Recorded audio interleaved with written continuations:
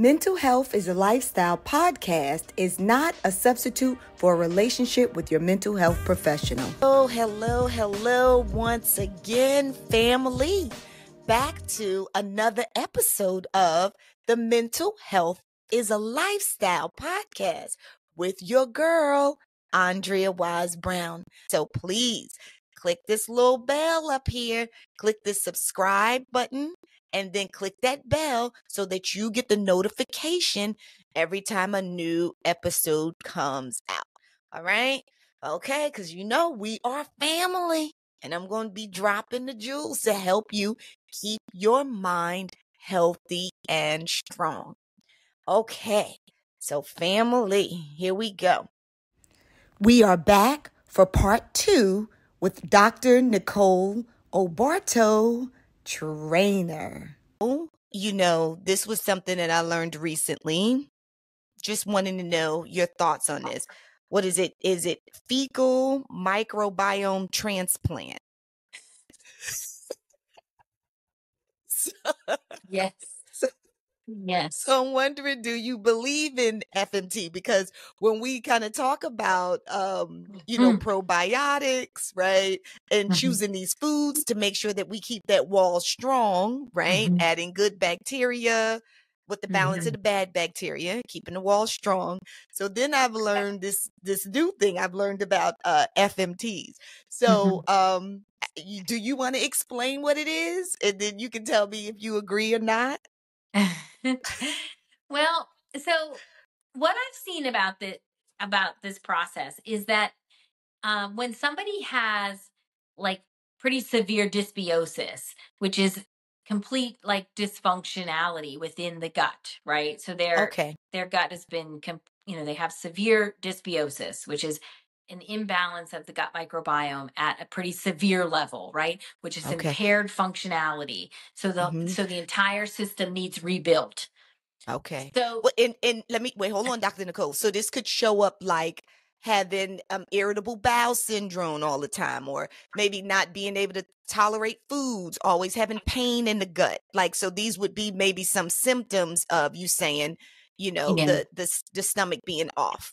Yeah. Right. Okay. Severe. So I would say the more severe and the more chronic the gastrointestinal disorders are, the more likely that there's more dysbiosis, right? Like profound imbalances of good and bad bacteria within the gastrointestinal system, and very low integrity of the gut wall, right? That it's designed to protect us from having too many toxins and too much secretion of bad bacteria into our bloodstream, ultimately to our brain. So they're doing these fecal transplants because they're finding people who have like really, high integrity gut microbiomes, right? Like, oh, you've got the picture perfect gut microbiome, right? Beautiful balance of good and bad flora. And yes, so they're taking and they're through IV. So it's done through IV. So it's not like, well, I don't know. That's enough said, right? Like we imagine this happens, but it is IV. Wait, hold on, Dr. Nicole, because I just said, I called it, I just named it, right? I said, let me say it again. Let me break it down for you guys. So FMT represents fecal microbiome transplant. So you said what it's done. You said by IV? So it's basically taking the fecal matter from somebody who has like a very strong gut flora. Okay, we're talking about poo, y'all. Fecal matter is poo. Okay, poo. Okay. Yes. And intravenously giving it to somebody else. Now, hold on. So what I also saw was they take it, this is another way, right? And they put it in these little capsules. So they literally were putting it in capsules. So, I saw this on that movie, on the Netflix special. So you have to watch that. Okay. So they put it in these little capsules and like as a pill, like a supplement, and put them in the freezer. And then, was taking them daily. from the Oh, freezer. Yeah. So okay. it was something that people kind of a DIY. You did it on your own. Oh, okay. Yeah. Okay, so I'm just saying, I love it. I want you to keep going where you're going with the intravenously, but I'm telling you, there's a whole process out here where you can actually take the fecal matter yourself, and you do it with a syringe kind of thing, and then you make the little pills, put them in the freezer, and then you take it out the freezer, and then you take them daily. Okay, so that must be a progression of the use of this intervention, right? Okay. So when I was first introduced to this intervention, it was through a training, and the doctor who was conducting the training said that they're doing these fecal transplants in cases with severe dysbiosis, Okay. um, and that they were done kind of intravenously. So this is probably a progression of that science, right? This is probably like, hey, this is actually a way of restoring gut health in somebody who has severe chronic gastrointestinal disorders, or that we feel like that's a part of the disruption in their well-being. And so now they've come up with a way to do it where you can kind of do it at home, I guess. Yes. Ooh, it kind of skeeves me out a little bit. Yeah, I mean, so, we've been donating sperm, though, for Oh, decades, right? that's so true. So That we're is not so too, true. this is not too far. We're just No, restoring gut microbiome. it's so good. Okay, and so I'm going to tell you what the outcome was, because I saw the show, so this is good just to give you this. But I just want to know, right, when you were learning, what did they say the outcomes were? So when they were doing it intravenously. Oh, positive. It was positive. I think that the barrier at that point, when I attended this conference and was exposed to this intervention, the barrier at that point was really like the people like wrapping their Yes. head around the fact that, like, basically I am ingesting or having ingested into my body in some form or fashion like somebody else's poo. Somebody else's poo, yeah. So that was the barrier. So that was the Okay. barrier. I think they felt like it was promising. It was promising to be able to restore, to take, again, people's systems who they determine through examination of their fecal specimen that, like, this person has strong gut integrity. There's good flora in there. There's good and bad. This is strong gut integrity. This would be a good candidate to be able to donate their fecal matter, so to speak, to be used in this way. But I think it was more just people wrapping their heads around the fact of what it actually was. Yeah. So I'll just tell you what happened was, and this is for you and family, because maybe some of the family wouldn't watch it. So here you go. Spoiler alert. So it was a woman who was having issues with her stomach for some time. And so what she did was she did this FMT, and she used her brother's fecal matter. One time she did it, and then one time she used her boyfriend's. And what was so interesting was when she used interchangeably, boyfriend, brother, I don't know which one had which issue, but one of them had issues with depression, and the other one had issues with acne. And so so look, so the person whose fecal matter she used, who had the issues with the acne, she used that one first. And when she used that, I think it was her brother, she felt better. Like then she could eat again. Her stomach flora was better. She felt healthy. However, she started to break out and have acne.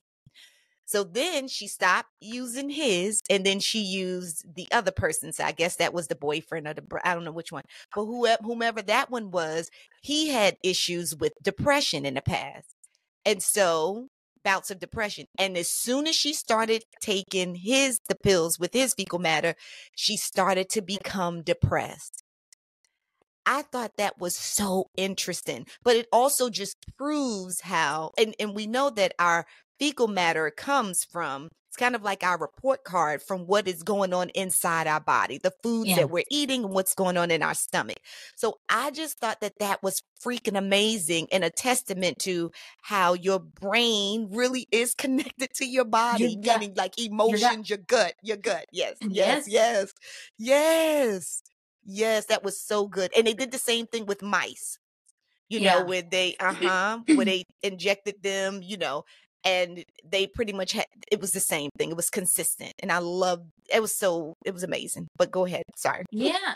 No, I think it's just, again, another reinforcing experience, right, of how much influence the gut has on the rest of the body, right? Like that the nervous Yes. system in the gut and the integrity of the gut and gut health, right? It has such an influence on the body, right? Like that you could actually, she experienced depression after basically serving up to her body uh like gut flora that had, like the essence, if you will, of depression. Yeah. Yeah. Yeah. So I thought it was so good. Okay. So, just a couple of more questions. Um, hmm. Because I think you pretty much answered a lot of them in reference to foods causing irritable bowel syndrome. I think you were saying pretty much it's individualized, and we know what foods are better for us, and and where we should shop and what we should Mhm. eat, and what feeds our gut, what feeds Mhm. it in a healthy way. Yeah, we talked about those things. So I guess before we leave, we talked about that dirty dozen. Oh, okay. This is what I was asking, what I was thinking. We were talking about adding supplements, and I do add supplements daily. I Mhm. do. I add supplements daily. You talk about the B12, the B vitamins, the D's, the C's, all that. It's a whole regimen for me, child, every morning, along with exercise. Mhm. But I was wondering because there is some research. I had gone to a conference before, and they were talking about how influential turmeric Mhm. is to the gut. And so I'm just wondering, do you know, or have you heard any research on turmeric? Yes, turmeric is a well-known anti-inflammatory. It is a Mm, well-known anti-inflammatory with a lot of, like, research that supports um, its role in decreasing inflammation. So certainly throughout the gut and then throughout the body. okay, Yeah. that's good. It's an Hmm. anti-inflammatory. Okay, I Yep. love that. So quick, simple. I love Hmm. that. And something that I learned some years ago about St. John's wort. I don't know if you've ever heard of this, but that's a supplement also. And I think they did some years ago. I learned about them doing a double-blind study, and they were Hmm. proving that taking St. John's wort over a long period of time can Hmm. help shift your mood, and it can help with depression, ease depression. Have you Yes. heard of that? Yes. So St. John's wort is it's a highly used antidepressant. In fact, it is used over traditional antidepressants all over Europe. So you would Mm. not find somebody getting a traditional antidepressant like Zoloft or Lexapro, Zoloft. Prozac or Mm-hmm. Lexapro, right? Mm-hmm. Like Mm-hmm. in Mm-hmm. Europe, you're going to find that they're going to more often be prescribed St. John's wort. Oh, okay. Yeah, yeah, yeah. Yes. So I And there did are, learn that. Mm-hmm. yeah, so there are a couple classes of, like, so um like SAMI is another example. So St. John's Yes. wort, SAMI, these are antidepressants, if you will, that are derived from herbs or uh, natural products, right? And they are marketed much more readily and used much more often, right? Like in Europe than they are here in the United States. So Okay. so it would be important before you were to pursue using St. John's wort or SAMI to do a little bit of research. There is some research on in the, like, if you were to look in journals of complementary and alternative medicine, or if you were to look to um, any of the research, like, so there's quite a few manuals for the treatment of anxiety and depression through the complementary and alternative lens. They're going to give nice descriptions of when St. John's wort should be used versus when SAMI should be used, right? What types of depression symptoms are showing up for somebody, and which herb is going to be considered to be the most effective herb to take. And then they also would give contraindications, which are important for why somebody might not want to use CME or St. John's wort, but they are absolutely vital alternatives to the traditional antidepressants that we are Using the so Western often world. presented with here. Yeah. I got you. Ashwagandha was one too. Have you heard Yes. any research on ashwagandha? Yes. Yes. So Okay. these are herbs and adaptogens. So if you're interested, these would be herbs and adaptogens. And they're, again, kind of another area of coming out of the complementary and alternative medicine world that's saying, like, these plant derived Yes. products that we can create are much more natural. They're less toxic. There's less side effects. And we should be curious about the effect that these adaptogens that could have on our nervous system, our levels of anxiety, our levels of depression. So this is that's just another example of finding alternatives to traditional pharmaceuticals. I think Okay. people are they're more curious now about they're not necessarily wanting just to take a traditional pharmaceutical for mood and emotionality, because I think we're also accepting that these are not acute. Like, mood and emotionality is not something that's always just going to be acute, where I can just take medication for a couple of months and it's going to resolve itself. I think as we lift the veil of the amount of disruption in emotional well-being that we're facing, right, as a country, as a world, right? Like, that we need more sustainable solutions. Like, we need lifestyles that support, right? We need lifestyle medicine. So not necessarily pharmaceuticals that carry lots of long-term side effects, or we don't even know what the side effects are, right? But we need more lifestyle medicine. So we need more adaptogens. We need more, there's a lot of adaptogen drinks on the market now to help relieve anxiety. There's a lot of plant-derived products, if you will, aromatherapies, nervous system regulation on a regular basis, right? So I think that's why you see more and more of these things kind of popping up, like in our pop psychology, and certainly, like, there's merit. We should explore them. We should look for the source, right? Complementary and Alternative Medicine, Journal of Complementary and Alternative Medicine. These are reliable sources for data to explore products that you might want to take, herbs that you've heard of, and just be an educated consumer of your wellness products. I love it. I love it so much. Hey, family, come on over here, because I have something for you. Starting off with a go-to guide for keeping your minds healthy and strong. This right here is the Bible to mental health. It's your mental health Bible. The name of it is 6 Pillars to Power Up Your Mind and Make Mental Health a Lifestyle. Everything that you need to know about keeping your minds healthy and strong is in this go-to guide. Where you get it from? Well, you get it from awisebrown.com/shop. But in this go-to guide, honey, in this mental health Bible, you know what you're going to find out? You're going to find out the benefits of aromatherapy, and how it can shift your mood. But guess what?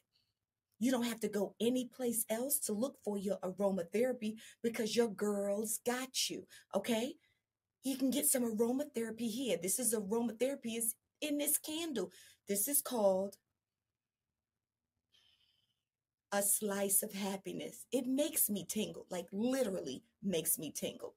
A slice of happiness.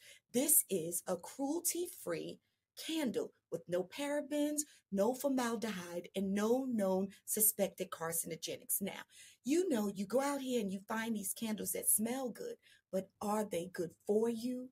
Are they good for your brain? Come on now, get real with yourself.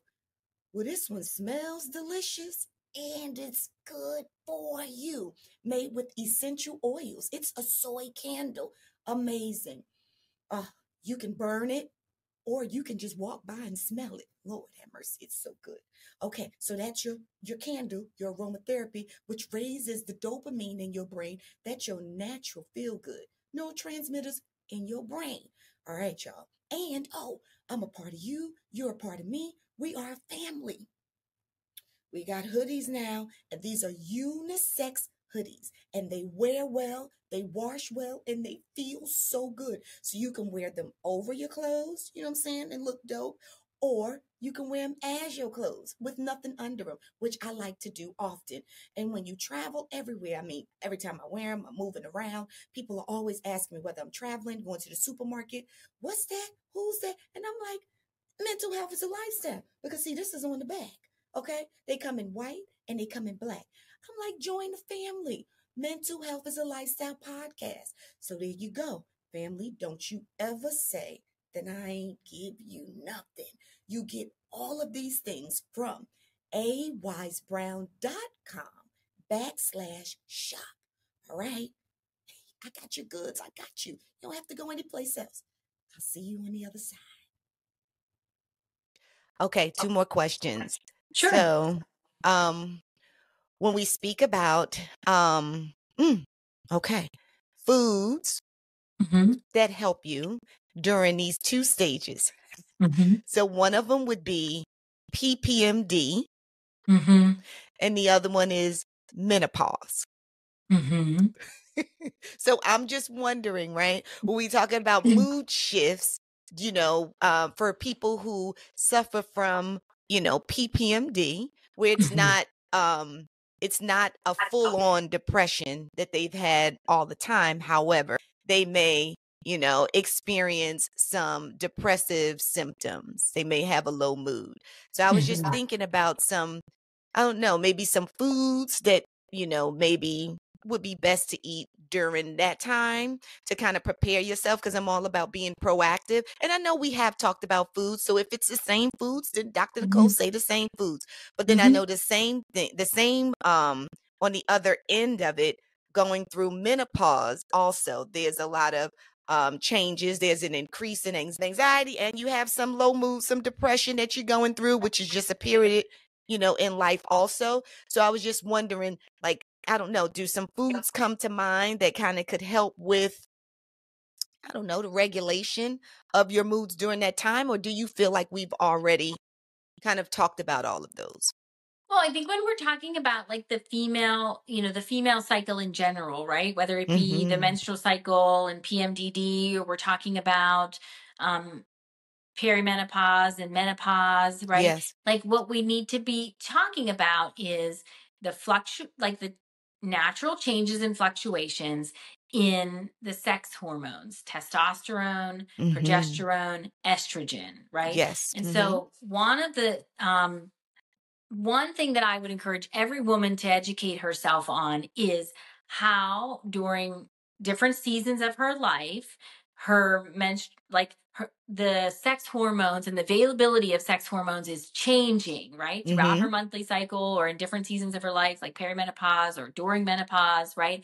Mm-hmm. Because what you find is that that's a big piece of what throws our mood and our emotionality out of balance, is those Mm-hmm. changes in the availability of those sex hormones, right? Mm-hmm. Specifically, we should be curious about progesterone, and we Mm-hmm. should look to find foods that are richer in progesterone, right? Like yams, or taking Okay. a wild yam supplement, for example.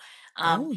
so there are a few foods that have been shown to be like richer in progesterone enhancing foods, right? Like Okay. yams seem to top the list all the time. Okay.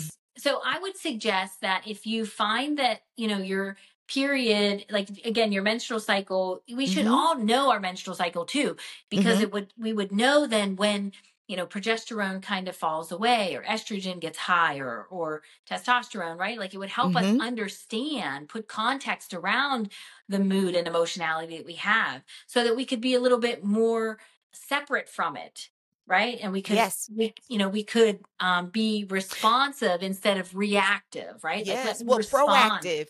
Yes. Proactive, right? Already. I Yeah. love that. I love it. Yeah. So I think just really educating yourself on how um, your sex hormones fluctuate throughout the month and how your sex hormones change in prevalence in different seasons of life and how that affects your brain, right? So again, I think sometimes it can be about how can we nourish our body to support us through these difficult times, but sometimes I think it's also recognition of acceptance that, like we might respond differently to our environment or to stimuli at different times. How can we develop effective coping skills so that we don't feel so dysregulated, or we don't behave in ways that ultimately undermine our emotional well-being because maybe we're more reactive or more angry or we're depressed, and so we isolate, right? And we pull back when we need to recognize, like, well, I'm feeling like this way. There's a biochemical process that's supporting this, and so I need to kind of override that and Yes. desire to isolate, perhaps because I know it's going to be really good for me to go out and meet my girlfriends for a walk, for Yes. example. Yes. I got you. You talking, yes, yes, yes, yes, using coping skills. But at the same time, we can also eat some yams, is what you're saying. Yes. And that's really what I'm all about, right? Like, That's I'm right. about holistic or That's right. like holistic. We have to think about, like, we're never just going to be our body. So nutrition is Mm-hmm. never really going to be the answer, although we can gain Good. a lot from changing the foods that we eat, and we can make significant positive strides for our mental health by looking at our diet, examining our diet. But we Mm-hmm. can't lose sight of the fact that we are multidimensional beings, right? And there's the physical element of our experience, which is food and movement, right? There's the emotional element of our experience, which is what emotion regulation skills do we have? Emotion focused coping skills do we have? There's the spiritual element of our experience. How much do I feel connected to a larger purpose? How much do I feel like that my human experience has purpose and and intentionality that I like derive, right? And then there's the social part of us. And so how much community do I have? How much connection do I have with that community? How much in-person connection do I have with that community? Because, we know that that's plays a significant role in just, felt energy and connectivity, like, and mirror neurons. I mean, these are all really important aspects of why it's important that we get in touch in person and that we talk live sometimes instead of just through texting or messaging or zooming. Yeah. No, no, no. I think that is so good. The whole holistic approach. I'm loving every single thing that that we talked about today, Dr. Nicole. I think it should go into a book. You need to write a book because it's so good. It's easy, I believe, for us to give people information, Yeah. right? Like I give you all this information. There's so many books in the world, and Mm-hmm. you know what I mean, with the good stuff in it. But I can read this stuff, right? Take the horse to the water. But if I'm dealing with some other internal stuff, Mm-hmm. then that within itself is the barrier, right? Like I know what I'm supposed to do. I know what's here. Okay, I learned it. I get it. I have all these choices. However, because of this disorder, Mm-hmm. I can't get past it. So, Yeah. of course, I'm encouraging people always to go to a therapist. If you are feeling stuck, go talk about your stuff. Y'all know there's an earlier episode that I gave you where I kind of talked about how to find a good therapist. Well, with Mm-hmm. all of the resources. So I want you to do that. But to end, um, if I don't know, do you want to like at least just give us a definition of anorexia, bulimia, orthorexia, and then that whole binge eating disorder? Because I'm just imagining people who have binge eating disorder, and I think I used to. Um, well, I say I'm in recovery. I'm in Yeah. recovery. But like hearing like I don't want to shop on the outsides of the supermarket. You know what I'm saying? Like I'm obsessed with chips. Like I'm obsessed with cookies. I'm Yeah. obsessed with, whatever those things are. So it is a shift in mindset and doing some Mm-hmm. work with a therapist. But if you could Mm-hmm. just define those things. Okay. Well, so I'll tell you what. I mean, this conversation goes along really nicely with conversations about gastrointestinal disorders, right? Because a lot of times the interventions for chronic gastrointestinal disorders are restrictive diets of some sort, right? So when That's you right. see a provider, they take out certain foods, right? If you see a provider who's holistic, like a lot of times they do take out a lot of foods, right? And so unfortunately, what I see in my practice is sometimes somebody will present initially with a primary gastrointestinal disorder, and then inadvertently they end up with a secondary an eating disorder that has come secondary to the gastrointestinal disorder because they've been practicing such a restrictive diet in order, or elimination diet, in order to try to figure out what is causing the chronic gastrointestinal upset, that it actually then creates either a restrictive eating disorder or restrictive eating disorder habit, where they're so restrictive in the foods that they eat, right? That they're very, very limited in the foods that they eat. And that causes changes in the way that their body looks. And then those are reflective of what they think is like culturally adored. And so now we've got a whole eating disorder process going on, right? Or the same with anorexia, right? Like the avoidance of eating because of the gastrointestinal upset, right? So I got chronic bloating and chronic gas. And so I just eat less and less and less, or I put off eating because I don't, right? Like, and then over time, my body doesn't send me those cues anymore, right? To eat. So then I don't feel hungry. And then I end up, losing a lot of Wait. weight. Those are both kind of restrictive eating type disorders, whereas